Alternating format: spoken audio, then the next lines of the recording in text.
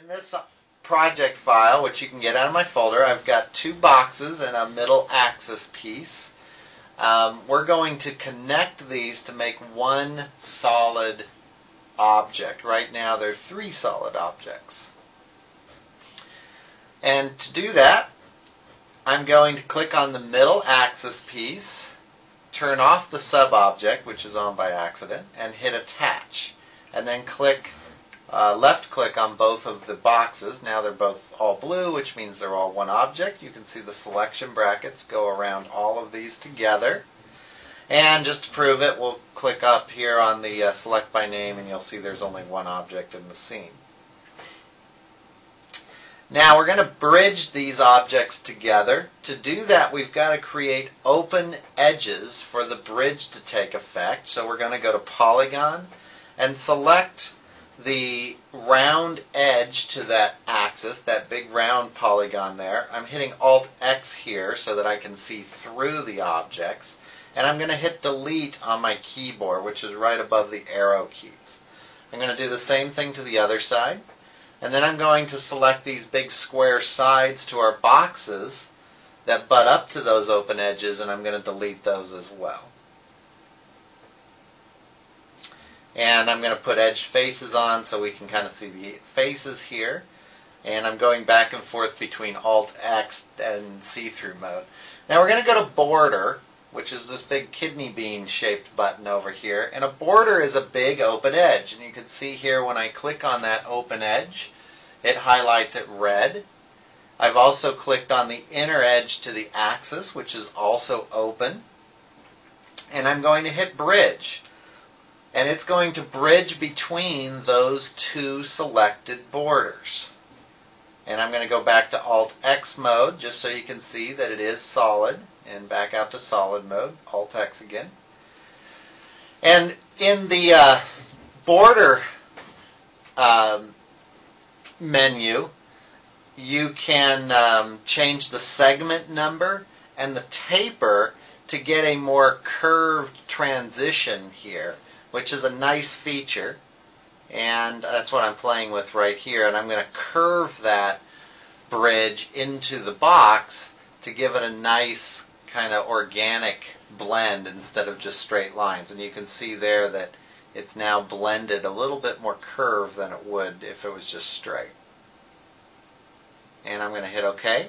And then I'm going to do the same thing to the other side. Select both open borders. I'm going to hit Bridge and hit the little rollout menu button. And I'll get the same results over on this side if I don't change anything. And there we go. And I've made a bridge between those two objects, and I have one solid or solid skinned object. Now I'm going to open a new file here. You can also get this out of my folder. This is a piece of a tank that we saw earlier. It's the turret on top of the tank. I've got two pieces here. You can see there's a top piece and a bottom piece.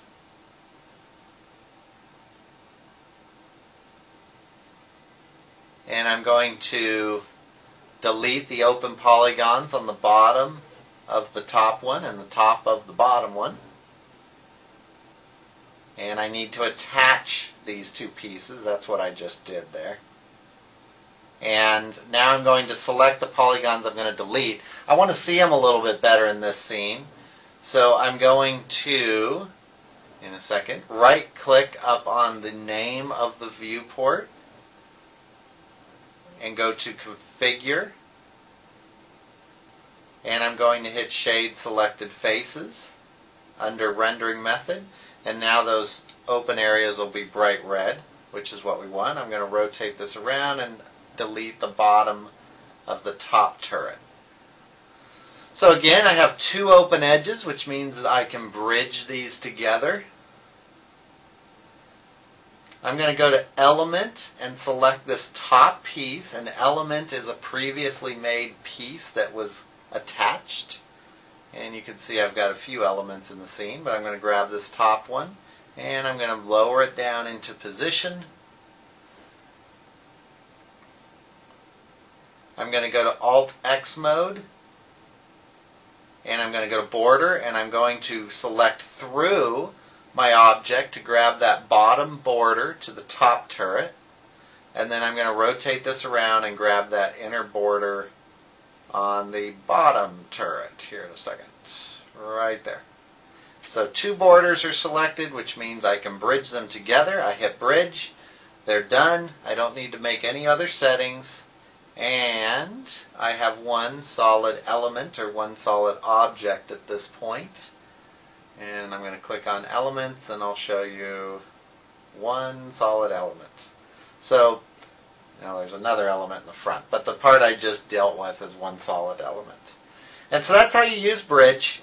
Play around with it. It's very helpful for these kind of tight little areas that are hard to model. You don't need to create your own polygons all the time. You can just use Bridge.